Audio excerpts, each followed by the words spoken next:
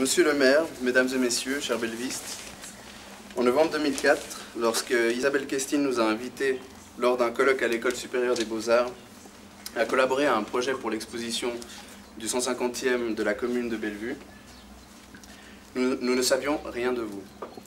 Nous n'avions eu accès qu'à quelques vues de Bellevue. C'est grâce au très complet travail historique de Guillaume Fassiot et Georges Bouvier que nous avons pris connaissance de l'histoire de la commune. Nous nous sommes largement appuyés sur ces textes et ces images pour réaliser cette exposition, dont M. Bouvier est venu vérifier rapidement l'historique. Il nous a semblé important de mettre l'histoire de Bellevue en relation avec un choix personnel d'événements, d'inventions, de créations internationales, pour relier vos mémoires d'habitants de Bellevue à vos mémoires d'habitants du monde. Avec Isabelle Questine, qui a soutenu et dirigé nos travaux. Donc l'idée venait de moi, mais je crois que j'étais un peu inconsciente, parce que c'est vrai que si j'avais su la quantité de travail que cela représente, je pense que je ne serais pas là aujourd'hui. Je trouve qu'elle le fait remarquablement. Et pour moi, la réussite de cette exposition, c'est que contrairement à ce qu'on fait quand on est amateur comme moi, où on met les choses bien alignées, il y a toute une animation, des panneaux qui nous remettent également en mémoire ce qui se passait à cette époque-là ailleurs. Donc ça nous fait un petit peu élargir l'éventail de nos intérêts. Et cette animation fait qu'au fur et à mesure que l'on passe d'un panneau, de photo à l'autre, notre intérêt est sans cesse renouvelé. Pour ça, je trouve que c'est remarquable. Alors, au départ, j'ai surtout fait des recherches de photographie. Donc, j'ai commencé par le centre d'iconographie genevoise et j'étais assez déçue parce que c'est vrai que les prises de vue de Bellevue sont quand même relativement rares. Et ensuite, j'ai rencontré une de mes amies d'études, Nathalie Riet, parce que j'ai refait sur le tard des études d'histoire de l'art. Et en fait, elle possédait un album de famille, de la famille Riet, qui est une famille très importante de Bellevue, qu'elle a mis à ma disposition. Donc du coup, de fil en aiguille, mes recherches se sont étoffées. Et ensuite, il fallait leur donner une forme. Alors là, j'étais terriblement angoissée.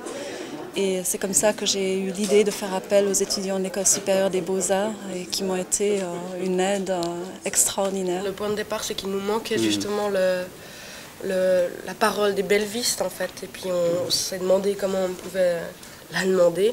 Et assez rapidement, en 1 mois et demi, 2 mois, je crois qu'il nous fallait cette parole. Donc on s'est dit, on va construire des livres, on va leur mettre quand même quelques photos et quelques textes pour leur expliquer. On a fait des petits passages dans les livres. On a demandé à propos de la nature, à propos de l'agglomération, des routes, des moyens de transport. 1855, Bellevue. Il n'y a pas d'école. Les enfants de Bellevue vont dans les écoles de Gentot. La commune participe donc aux frais d'entretien du bâtiment, au traitement du régent et de la maîtresse. 1846-1868, Bellevue. Correspondance de la famille Barbet. La famille Barbet, qui était répartie entre Bellevue, Paris et New York, s'échange de nombreuses lettres entre 1846 et 1868, jusqu'au rassemblement de cette grande famille à Bellevue. On ne veut pas remonter trois points en arrière, mais disons du côté de ma grand-mère, le papa s'appelait Borgel, vous verrez qu'il y a Borgel-Cout, et vous verrez qu'il y a quelques informations sur justement ce monsieur qui a fait des choses intéressantes à Bellevue et qui s'est installé ici au bord du lac. Et cette maison familiale, il y a déjà 4 générations en fait qu'elle est habitée. Par la même famille. Et ça, c'est toujours intéressant finalement d'avoir vraiment des gens qui ont l'histoire finalement aussi de la commune. Alors elle risque d'interpeller, elle risque de faire bouger un peu les choses. Je risque d'avoir des critiques. Je suis prête maintenant. Au début, je pensais que tout allait très bien se passer. Maintenant, je sais que évidemment, ça va susciter des critiques. Peut-être on ne va pas toujours comprendre pourquoi est-ce qu'on amène Titeuf dans une exposition de Bellevue ou Jacques Léventreur ou Oscar Wilde. Mais bon, ce sont ces repères historiques auxquels on a fait appel. On a essayé que ce soit lisible pour les anciens bellevistes qui sont là depuis toujours, et puis aussi les nouveaux arrivés qui sont là depuis peut-être 2, 3, 4 ans, à qui peut-être ce qui va leur intéresser, c'est peut-être ce qu'il y a eu avant. Et tout d'un coup, ils vont découvrir l'histoire de leur nouvelle commune. Et je pense aussi, pour les autres, redécouvrir leur commune sous d'autres angles, d'autres regards, d'autres aspects. On espère en tout cas. Oui, j'espère. En 1815, donc, Bellevue était rattachée à... Il n'y avait pas de commune de Bellevue, c'était Collet-Bossy. Et puis il y a eu un mouvement séparatiste. Et le leader séparatiste, si vous me permettez cette expression, n'était autre que le grand-père de mon grand-père, Simon Aigli. Et comme il était aussi député, qu'il avait des... Vous voyez qu'il y a une sorte d'hérédité chez moi, et il avait des appuis au Grand Conseil. Il a contribué à ce qu'en 1855, Bellevue puisse se détacher de Collet-Bossy et devenir une commune à part entière, il y a 150 ans. 1855, Russie. Fin de la guerre de Crimée. La Russie capitule après la prise par le général MacMahon de la tour Malakoff, Sébastopol. La guerre de Crimée oppose depuis 1853 l'Empire ottoman, allié de la France et de la Grande-Bretagne, à la Russie qui veut annexer Constantinople et les détroits du Bosphore et des Dardanelles. Ce qui est surtout intéressant dans cette exposition, c'est tout d'abord de découvrir quelques clichés qui sont inédits pour moi, qu'on n'a pas dans les archives communales ou dans celles qu'on connaît. Et à ce jour, c'est quelque chose d'assez extraordinaire, c'est d'avoir pu trouver en correspondance des événements à chaque période, je dirais, ou même chaque année, pour montrer en quelque sorte l'évolution de Bellevue par rapport à la société également. Et chaque fois, on voit quand même que l'évolution de la commune de Bellevue a été un peu parallèle, je dirais, à ce qui se fait un petit peu sur le territoire cantonal. Parce que Bellevue explose aujourd'hui au niveau de ses habitants, mais c'est dû en fait au problème du logement sur Genève. Et d'une manière générale, chaque commune doit faire son, je ne sais pas comment ce qu'on pourrait dire, je ne veux pas dire un geste, mais doit en tout cas accepter un certain nombre d'habitants nouveaux sur son territoire. Et ça, c'est obligatoire. Finalement, pour nous, la plus grosse augmentation se fait dans ces dernières années. Il y a eu une stagnation pendant des années, je dirais. Et puis, c'est vrai que ces dernières années, il y a plusieurs projets qui sont mis en place, développés, des projets donc, je dirais, immobiliers. C'est ce qui a fait qu'on a pris tout d'un coup, comme ça, plus de 1000 habitants, ce qui est énorme pour une commune. Mais bon, ça rend les choses intéressantes. Et puis, comme ça, on ne s'ennuie pas à la mairie, vous voyez. Donc... 1889, Bellevue. École, mairie et église. Dès 1889, Bellevue possédait enfin ses écoles primaires et enfantines. Jusqu'alors, il fallait aller en classe à Gentot. Une salle de gymnastique et une mairie, avec poste de gendarmerie cantonale. Fini le temps où les mariages civils avaient lieu au domicile privé du maire qui y prêtait pour la circonstance son salon. La nouvelle mairie abrita bientôt les services postaux du télégraphe et du téléphone. Il y manquait une église. Mais la population protestante pour la majorité préférait continuer sa longue tradition de s'amalgamer à la paroisse de Gentot et les catholiques aimaient retrouver l'atmosphère de l'église de Collet. Pourquoi cet esprit séparatiste de votre aïeul? Pour quelle raison? C'est assez curieux, c'est parce qu'au fond cette grande commune était trop étendue par rapport, vous savez, il n'y avait pas beaucoup de monde dans ce temps-là encore, trop étendue par rapport aux besoins de proximité, l'école, les activités culturelles. Donc il y avait déjà des forces, des différences. Et puis ensuite, il y avait des différences de religion. Vous imaginez, aujourd'hui, ça fait rire, mais les gens du bas de Bellevue étaient plutôt protestants.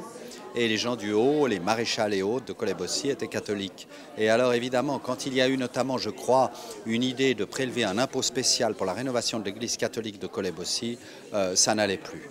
Et de toute façon, les gens de Bellevue allaient à l'église à Gentot, se faisaient enterrer à Gentot. Et d'ailleurs, les gens de ma famille sont toujours enterrés à Gentot, parce qu'il n'y a pas de cimetière jusqu'à maintenant, je crois qu'il en est question, à Bellevue même. Alors voilà, donc en fait, les gens de Bellevue étaient plus proches de Gentot que de ceux du haut de Collet-Bossy. Et c'est la raison, tous ces éléments d'appréciation ont poussé à ce mouvement séparatiste. Que c'était en fait une commune qui, après la défaite de Napoléon, a vu les Genevois venir habiter au bord du lac. C'était des vieilles familles genevoises, protestantes, qui habitaient dans une grande commune qui était Collet, qui était rurale et catholique. Et à l'époque, c'était des sensibilités qui étaient toujours exacerbées. Et quand on a demandé aux contribuables de la commune de payer la restauration de l'église, qui était à Collet, les gens de l'endroit n'étaient pas tellement d'accord, puisque c'était eux qui auraient payé le 80% des impôts. Et alors, on a expliqué, si vous voulez, que la séparation provenait d'autres phénomènes, en ce sens que l'école était trop loin, qu'il fallait en créer une à Bellevue, et c'est sous cet argument un peu plus raisonnable que la commune s'est divisée, étant entendu que James Fazy, à l'époque, était tout à fait opposé à la séparation, mais que c'est le général Dufour qui était aussi député, qui a fait d'excellentes plaidoiries en faveur de la commune et qui l'a emporté. Bien souvent, toutes ces histoires commencent par des choses religieuses qui d'ailleurs n'ont rien à voir avec le Dieu auquel je crois et auquel nous croyons et auquel nous avons foi. C'est un Dieu qui n'est qu'amour. Qu'amour, Q-amour. Donc, je ne peux pas intégrer des conflits de clochers et de choses qui n'ont rien à voir avec le Dieu qui n'est qu'amour et qui m'invite à aimer mon prochain comme moi-même.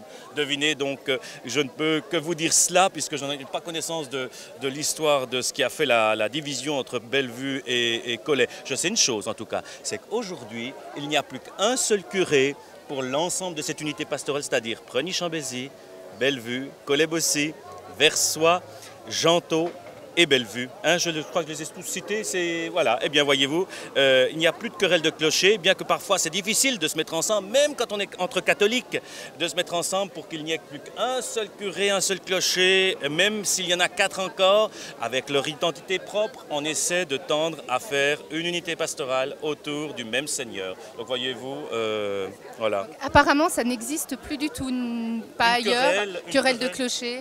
Il y en a certainement encore qui aiment bien les querelles de clocher, mais ça n'a rien à voir avec le message de l'Évangile. Il y en a qui ont besoin de ça pour vivre. Il y en a qui veulent, bien sûr, par le biais d'un clocher, retrouver leur repère, leur identité. Je peux bien le comprendre, mais ça n'a rien à voir. Je crois qu'aujourd'hui, on est au service d'un seul Seigneur qui a fait de chacun de nos corps son temple de l'Esprit. Donc le tabernacle vivant. Vous êtes un tabernacle vivant, vous le saviez, et vous portez en vous l'Esprit du Seigneur. Alors voilà, et les églises sont là pour manifester certes une présence de manière visible, et puis surtout rappeler qu'il y a une communauté d'hommes, de femmes, d'enfants qui se rassemblent dimanche pour célébrer le Seigneur. C'est ça l'Église. Les murs ne valent rien du tout pour moi, les clochers ne valent rien du tout, si ce n'est qu'ils valent quelque chose parce qu'il y a des hommes et des femmes qui s'y rassemblent. Qu'est-ce que signifie encore fêter, célébrer une séparation, comme vous allez le faire pour ce 150e? Alors écoutez, je crois que l'homme, il a toujours un point de repère, c'est son lieu de naissance ou son lieu d'habitation préféré, si je peux dire. Il y revient, il vient y fêter, et il a toujours ses attaches à quelque part dans le monde. Donc son lieu d'attache, en général, c'est quelque chose qui est un peu dans son secret intérieur. Et les gens adorent faire une fête, et surtout à l'endroit où ils ont leurs racines, comme on dit. On peut aussi y voir une sorte de tension positive entre le besoin d'identité, de proximité, et puis en même temps l'appartenance à des groupes plus larges. Et je crois qu'aujourd'hui, Bellevue et Collet-Bossy s'entendent naturellement admirablement, collaborent de mille façons, de même avec les autres communes de la région, et que tout cela va très bien, que l'appartenance au canton de Genève est profondément ancrée, et à la Suisse aussi de ce fait. Et ça n'empêche pas, je pense, les gens de Bellevue d'avoir, comme je l'ai moi-même, une conscience européenne, voire même une conscience mondiale. Je crois qu'il y a 40% d'étrangers installés à Bellevue actuellement, que ces gens-là arrivent aussi à s'enraciner, justement, eux, en arrivant ici à Bellevue. Alors, je crois qu'il faut le dire, Bellevue, la composition de la population, même à l'époque de la création de la commune, c'était passablement d'émigrés. Donc, il y avait passablement de personnes qui venaient de France ou d'Italie. Et à l'époque, je crois que les gens voyageaient beaucoup, malgré ce qu'on peut penser. Et surtout les grandes familles, parce que nous avions quand même passablement de grandes familles. Il y a les marquis de Riencourt, notamment. Il y avait les familles comme les Facio, les Barbet ou autres, qui toujours voyageaient beaucoup. Donc c'est des gens qui avaient l'habitude des contacts avec l'étranger. Et Bellevue a toujours été une terre d'accueil, en quelque sorte. Et aujourd'hui, je crois qu'encore plus que d'habitude, parce qu'on est proche aussi des organisations internationales, et nous avons aussi des ambassades sur notre territoire, ce qui fait que le contact avec les internationaux est journalier.